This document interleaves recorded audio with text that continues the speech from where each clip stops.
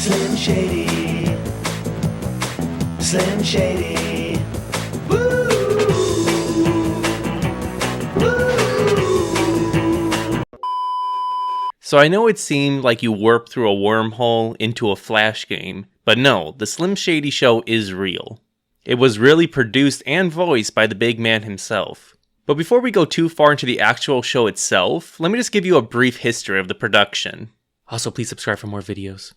So the Slim Shady Show was an animated web series created by Eminem, like I said, and it was created sometime in the year 2000.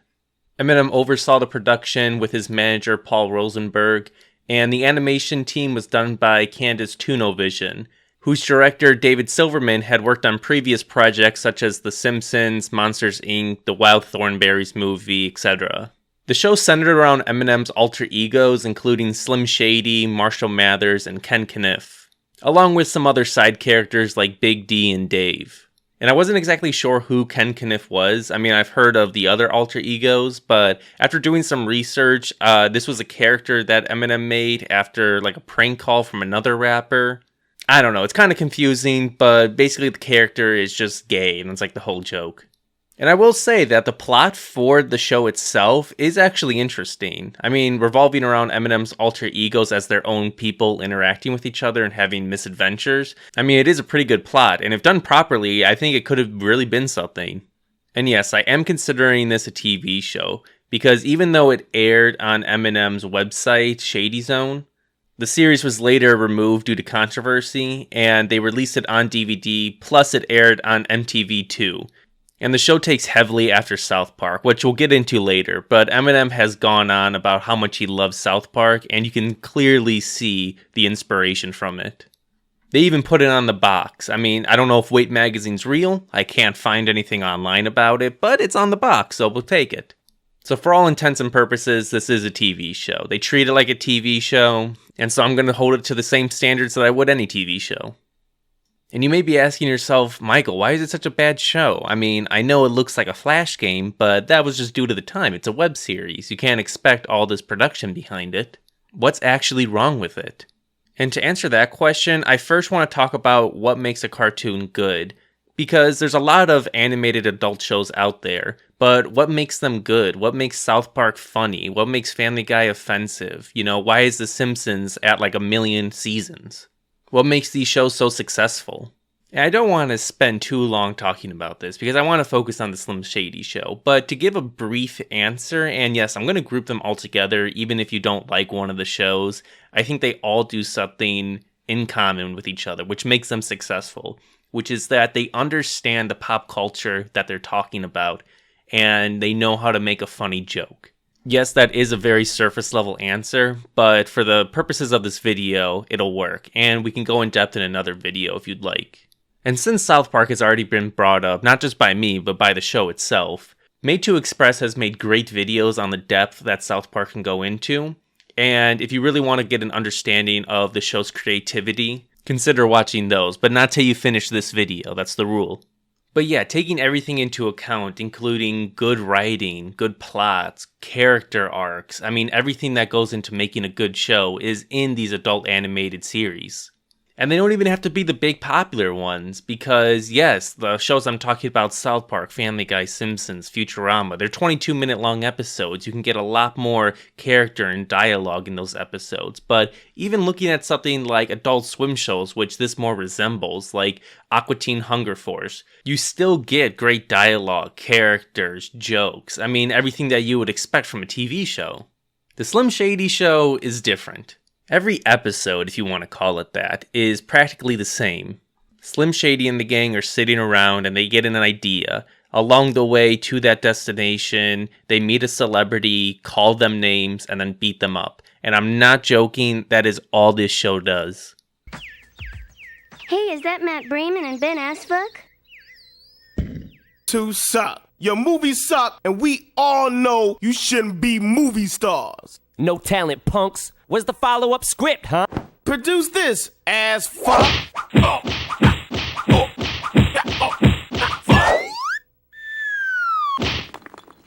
Whereas other shows can make fun of celebrities in a more creative way. I mean, take South Park, Tom Cruise episode of him in the closet, or, just taking controversies, stories around celebrities and making plots or jokes out of them. The Slim Shady Show just changes their name so it sounds vulgar, and then they beat them up and call them names. And that's supposed to be the joke. And I guess it's fitting because it truly is like an Eminem album in cartoon form. I mean, I don't even know how intentional this is, because in an interview with the production of this team, they talked about how they wanted high-quality writing for this show. Wanted to have at least some substance and, some sort of intelligence behind it. If we look at their best parody episode, and, I'm using that very lightly, the Slim Shank Redemption would be the best example. Obviously a parody of the Shawshank Redemption. And this is an accurate retelling of the episode itself. Slim and the gang go to prison after walking into like government property or something. While there, they meet former MLB player Darryl Strawberry, who's a drug addict in this. Slim goes to solitary confinement where he gives the best freestyle I've ever heard. Lazy and crazy, you think I'm shady? I am shady, you stupid bitch. Take your silicone implants. Now you got a slim chance of fucking with me ever again. I've got your silicone, you can't fuck with me, but I'm still alone in my cell. Mad as hell, might as well give you some more shit to sell.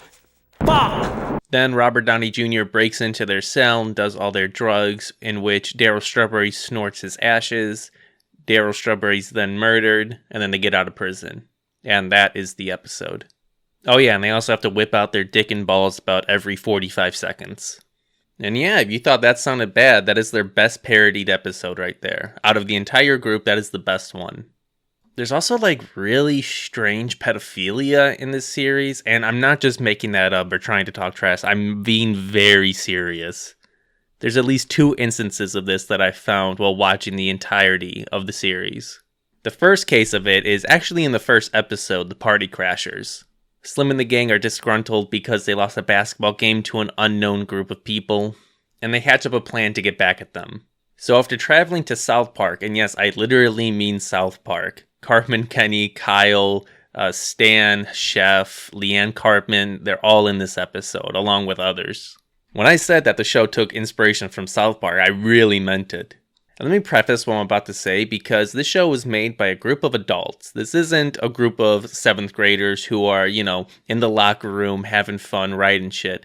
No, this was made by adults. I think Eminem was 28 around the time this came out. And the show does center around the group who are in high school, but that doesn't make what I'm about to say any better. So to get back to the show, Slim and the gang travel to South Park to Cartman's house, where they crash his party. Slim offers them ecstasy, which is already strange in itself, but it's actually Viagra. We see all the boys get boners, and then Slim gives Cartman some X-Lax. And before coming to Cartman's house, Marshall talked about how hot the cheerleader at the basketball game was, who's none other than Wendy Testaburger, who was creatively named in this Wendy Testicle Burger. Slim tells her to go into a closet, which Marshall follows in and has sex with her. Also, Kyle scratches a record with his dick out. Yes, this is all happening in the show. And yeah, that's pretty fucking strange. I don't know who thought this was a good idea to put this in the show, but they did it. And if you're thinking, oh, well, they're just cartoon characters, who cares? We haven't even gotten to the second one yet. Because the second one is arguably worse because it involves real people. In the episode A Ouija Board Blunders, where they make the most creative joke about Kurt Cobain, they head to a party where they meet John Stamos, who famously played Jesse in Full House. And well, just look at the interaction that they had about the Olsen twins in this. Yo, you think you can hook me up with those twins? You know, them little girls? Yo, they look bad as fuck nowadays. Of course I can. They're total whores.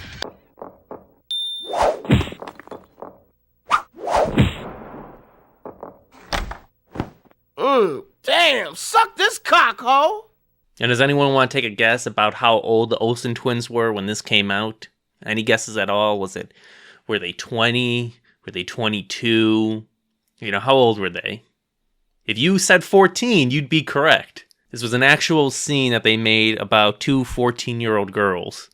And yeah, the show itself, there's not much to say other than it's so bizarre. It just tries to be controversial for the sake of controversy, but then it also tries to take after South Park and be deep and meaningful. And it's not even in a creative way. In 1 second, you have them making fun of a celebrity and beating them up. And then the next second, Marshall is going on about why people idolize celebrities, giving a whole monologue and speech about it. Dave, why is it that if more people see your face, like on a magazine or television or something, people think you're like more important all of a sudden? I mean, what makes one person better than another person just because he's seen by more people? I mean, most of these actors, models, they never went to a top college. They never do anything for anybody.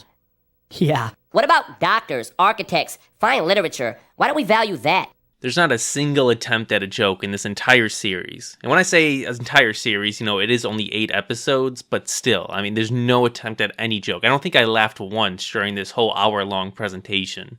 It truly is one of the most bizarre things that I've ever seen. I think the only way to find this show enjoyable and funny was if you were high as shit in the early 2000s, just sitting on the couch and this was on. Then I could see it being funny. But yeah, I mean, that's pretty much it for this video. So let me know what you guys think of it in the comments. Please like, comment, subscribe, what you want to see next. Pixar Part 2 will be coming out next week. And yeah, I mean, I'll see you guys in the next one.